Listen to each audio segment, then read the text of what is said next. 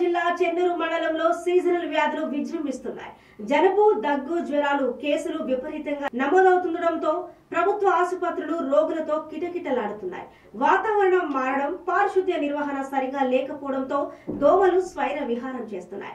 దీంతో పట్టణము, పల్లె అనే తేడా లేకుండా జ్వరాలతో బాధపడుతున్న వారి సంఖ్య రోజు రోజుకు పెరుగుతుండటంతో ప్రజలు పలు జాగ్రత్తలు పాటించాలని వైద్యాధికారులు సూచనలు జారీ చేశారు. ఎప్పటికప్పుడు ఇంటి పరిసరాలను పరిశుభ్రంగా ఉంచుతూ నీరు నిల్వ ఉండకుండా తగు జాగ్రత్తలను పాటించాలని వైద్యులు సూచించారు.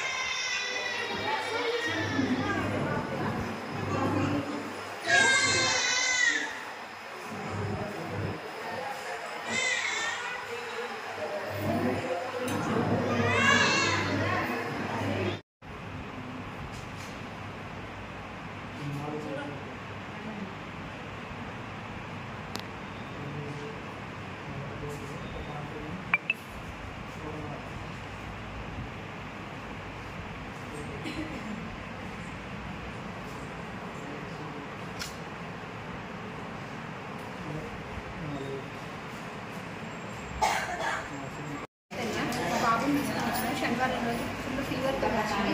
రాగానే బ్లడ్ టెస్ట్ చేసిండ్రు, అడ్మిట్ చేసిండ్రు. పెట్టి వచ్చిన రోజు తెల్లారి ట్రీట్మెంట్ స్టార్ట్ చేసిండ్రు. అప్పటి నుంచే ట్రీట్మెంట్ స్టార్ట్ చేసిండ్రు.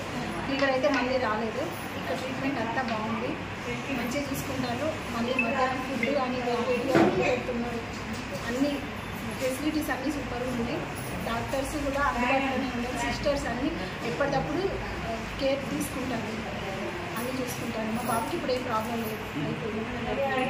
2 days ఉండమన్నా మంచిగా అయినా కానీ 2 days ఉండిపోమన్నారు అబ్జర్వేషన్.